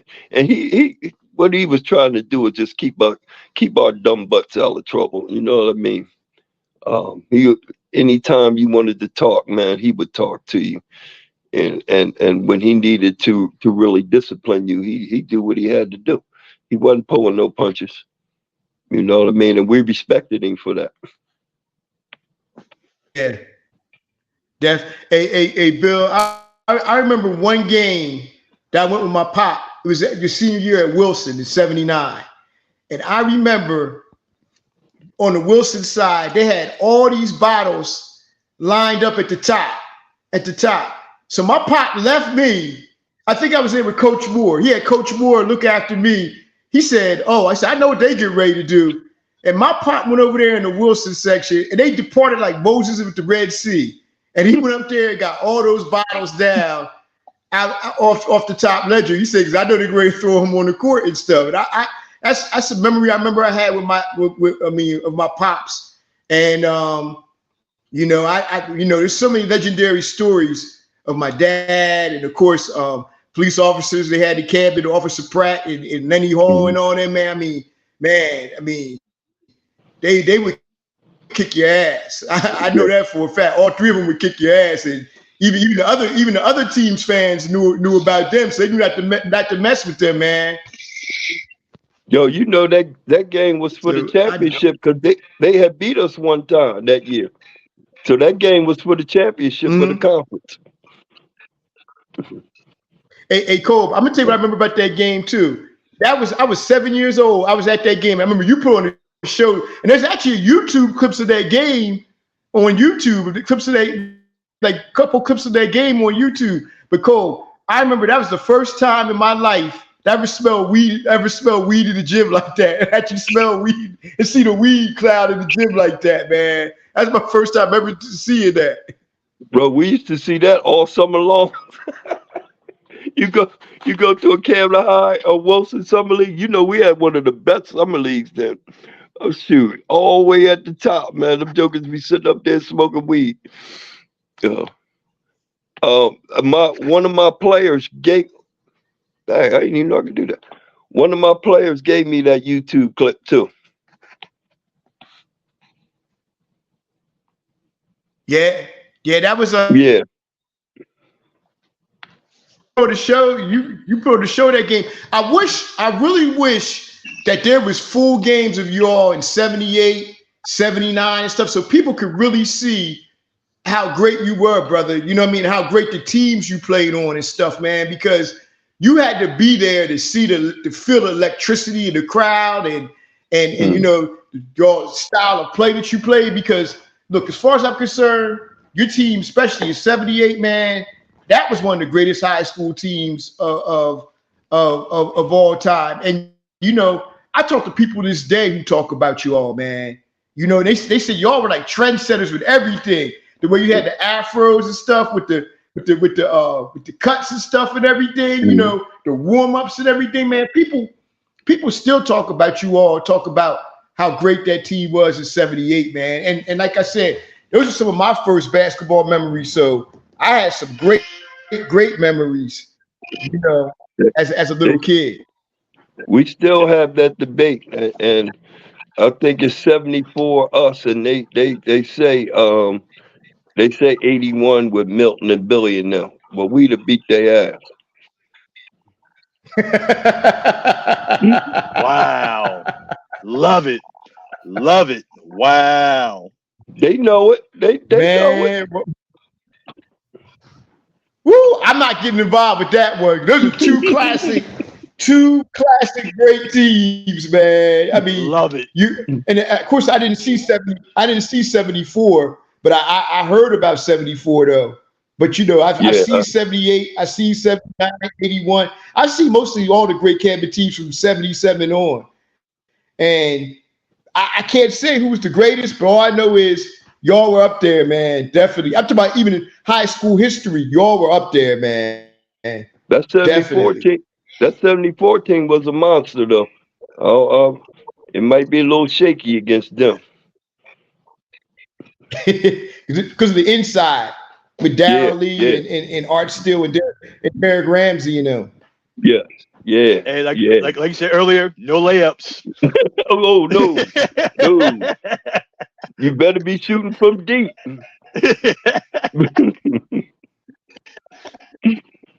Oh, my pop told me, so they used to knock your head off. Like they were on the football field. He said they'd knock your brains out. That's what he said. He said they would literally knock your brains out. You had one time to come down in that lane and you were on the ground. Man, different times, different physical play. But you know what? I think this was a hell of a show, man. We're gonna wrap this up. We're gonna wrap this show up, man. And man, Cole, since you're the guest, brother, kick your shout outs real quick, good brother. Hey man, I'm just glad I had the opportunity to do this. I know last time, me and you tried to have me on. I got stuck at work. I'm always getting stuck at work. 60. They don't mind working a brother for 16 hours, bro. But I got out of there today, and I wanted to make sure I got to do this for you. But I just had fun, talking to the brothers, man, and listening to listening to us reminisce a little bit, you know what I mean? And I really appreciate it. And one question that the young brother didn't ask me is, yes, I am the baddest joker of all time at Camden. Yes, I am. Yes. Hey, as long as they mention my name, I'm good.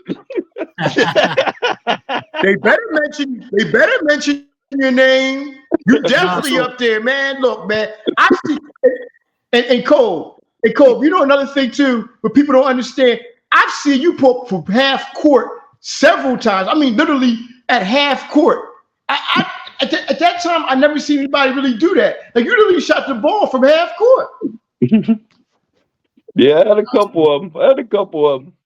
So I listen, as the youngest guy, on the show, I will tell you, for example, the Talk Sports 24/7 group, there's a lot of hoops debate, Camden, Jersey specific. And when, guys start talking about some of the more recent names and stuff like that, it's a lot of, they cool, but you better do your research and go check out Billy Culbertson and them. So you getting your respect, My man.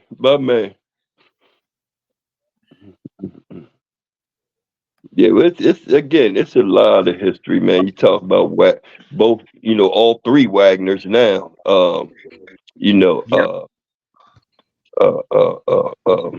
Billy Thompson, Kevin Walls. Kev had the record before Wani broke it, didn't he? Yes. Yep. Yeah. And Kevin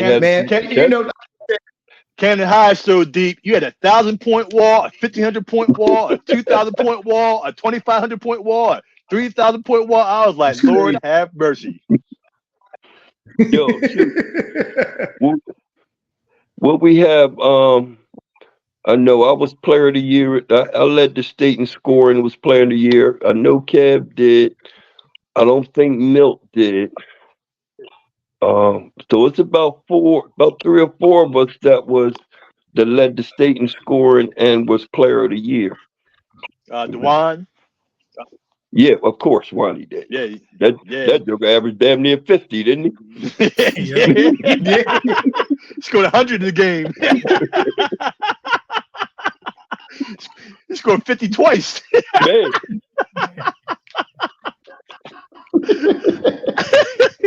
He did Barry Switzer in that piece. Put 100 yo, up. unbelievable. I'm sitting there. I'm like, this joker get ready to get 100. Oh, And the school record before that was Man. Greg Barr scoring 94. yeah, yep. Did they do that against the same squad? What was that? Gloucester Tech? Yeah. That don't count. I think it was Highland before. That don't count. I ain't get no Gloucester Tech games. Hey, JP, we was a couple of them, JP. We used to go there and laugh. Like, welcome to the clinic. Yeah, man. What? Man. If jokers get to play Look, man. Triton, and I gotta play West Philly, Ben Franklin. Matter of fact, I wanna recount. You don't feel bad for him? Kevin Walsh. JP, Kevin Walsh, he scored 81 in the game, right? Yeah. Yeah. How can you have a conversation and say, I scored 81 in the game, and that's not my school record? Mhm. I'm number 3 on the list. Just like Kobe got to do. Mhm. Yeah, score Kobe 81. said, Like, I don't got the record. Kobe got 81. Woke got 100. Yeah. Mhm. Yeah. That's Crazy. crazy. That's crazy. Yeah, but Will, you got your shout outs? Yeah, of course, man. Shout out to our guest, Billy Cole, man. This has been amazing. I'm glad JP is as persistent of a brother as he is, and glad, you was able to get out of work today, man. This is definitely up there, one of our best episodes by far. And we've had some good ones so far, man. And shout out to our our guest co-host for the summer, man, my brother JJ, man. Listen, bro, the personality you bring, this is gonna be a fun summer, man, for sure. So Fire!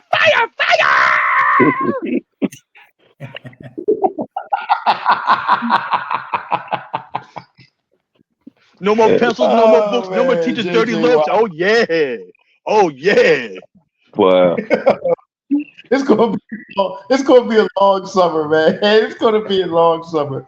But Cole, man, like I said, man, thank you again for coming on. And man, let me tell you, brother, thank you. I'm telling you to give you your flowers, good brother. Thank you for the basketball memories. As I talked to Dr. J one time 10 years ago and thanked him, I want to thank you as being one of my influences of basketball, brother. Because I remember I said that little basketball hoop. I used to try to wear my wristbands up the way you used to wear them, high up to your forearm and stuff. I used to try to shoot like you, man. Like, man, look, man, I want to thank you for everything, man. And you and Camden High basketball, that team is 78 and 77. Y'all made me a basketball fans, man, along with Dr. J, man. I tell anybody that. Y'all were my influences of getting into basketball. And of course, I got to thank my foundation, my pops, man, for introducing me to Camden High School basketball and, going to the games with him when I was a kid, traveling all throughout the state, going everywhere, going here, going there, man. Those are something that those memories will last a lifetime, brother.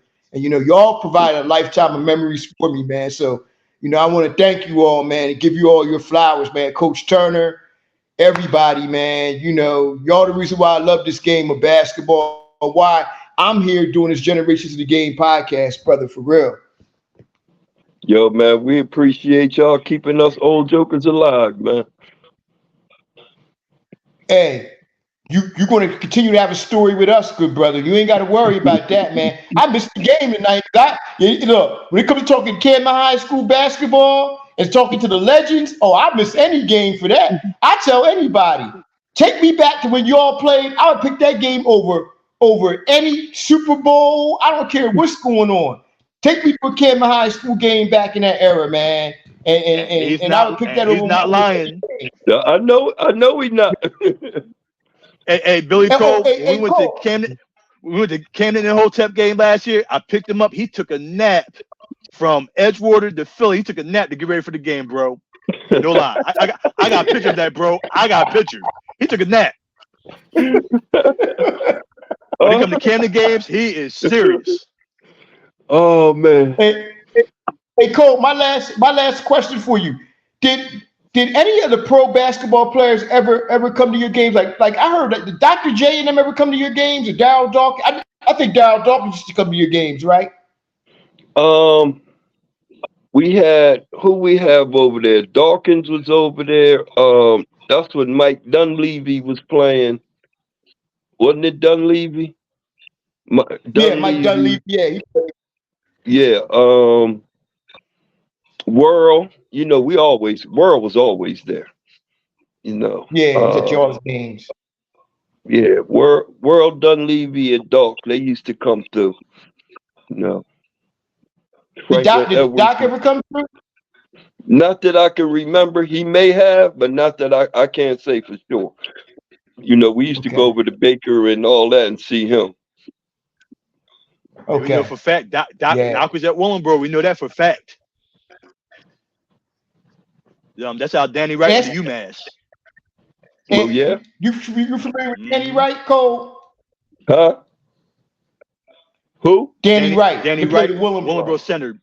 Yo, man, I got a bad story to tell about Danny. I don't know if you want to hear it. Yeah. It was Danny, and who was the other big joker on Willenboro? Bowman was 78. Danny was 79. Oh, but 78, they both played together. Yeah. Yeah. And one was standing in front, one was standing in the back. I threw an alley-oop to Dennis, and he dunked on both of them. Wow. Wow. I didn't want to share that. You made me do that. Hey, bro. Hey, if it happened, it happened. I love it. Hey, Willenboro only has one sectional title in history. One. 2012. So there's a lot of there's a lot of that Willenboro's history. Okay. Hey, Cole, real quick. This is the very last story. I want you to share a story with me. I remember you shared a story with me. You said, I think you were playing East Orange. You said or somebody, and you said Dennis did like 5 dunks, and the crowd came on the court. They wanted to fight or something like that. You were telling me about one game. I think it was East Orange. You told me about. No, the fight game was we was playing Chester, and we was over there. Okay. And Dennis, Dennis had a couple dunks and but the last one, the guy was bodying up on Boobs, right? And Boobs took one drop step, and it was, I want to say the boy was 7 foot, but he was at least 6'8", 6'9". And Boobs threw him in, man, and he went all sliding all across the floor. Them jokers came running out the stands. We had to go through the boiler room to get out. Oh man. Jumping Jehoshaphat. Oh man. Yo, man. We was up. It must have been maybe a minute or so to go. We was up about 25, man. Coach said, "Let's get out of here before it blow up."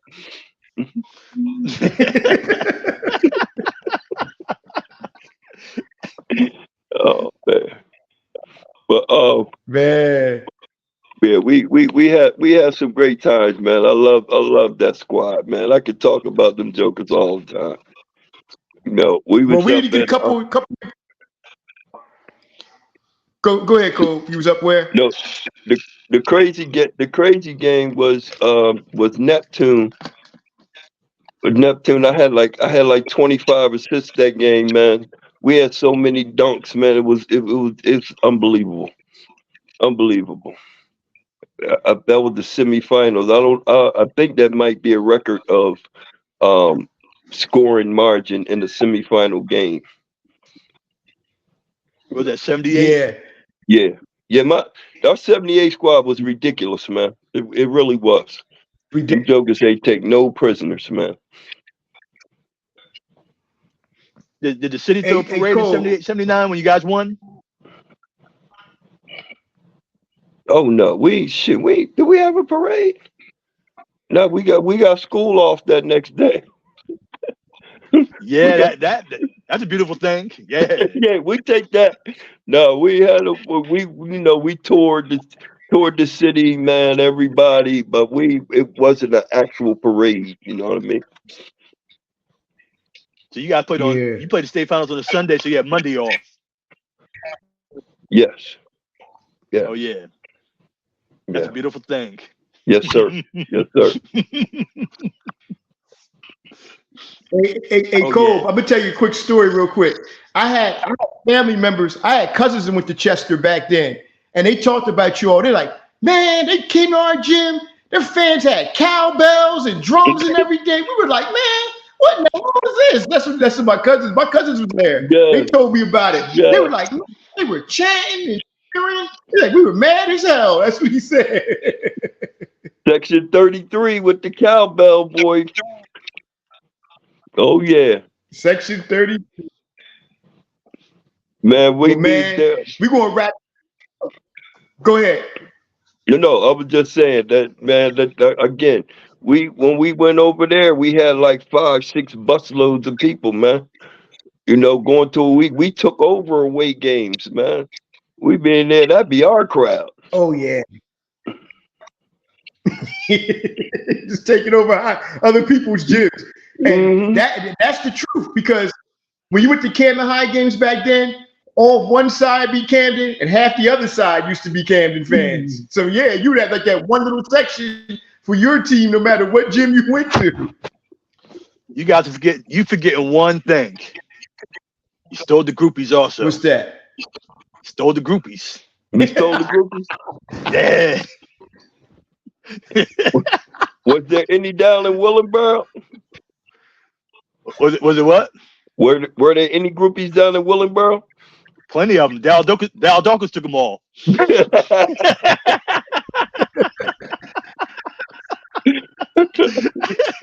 and that's a fact. He was at all the Fun Day at the Parks back then. He was at all of them. So, well, then you know a little bit about the Ebony, huh? Man, look, I know some things I got to plead the fifth on because it'd be a red dot on my forehead. I walk out the door and be No problem, family. We can keep that secret. Oh yeah, I know a whole lot of things that certain folks, I'm scared to look at them. I'm scared. Oh man, I had some fun with you guys today, man. Hey, Cole, what they say? Oh, yes, sir. Yeah. Yes, sir. Yeah, man. Yes, sir. No. All right. Yeah. All right, we're gonna wrap this show up, y'all. Hey, y'all, thanks for tuning in, Generations of Game. Thanks, of course, to the legendary Billy Culbertson. Like I said, one of my favorite players of all time forever. And of course, for me, Will, and JJ, we'll see y'all next week. Peace. Yo, thanks, bro. Peace. Oh, Cole, Peace, deuce. Cole, stay on for a second.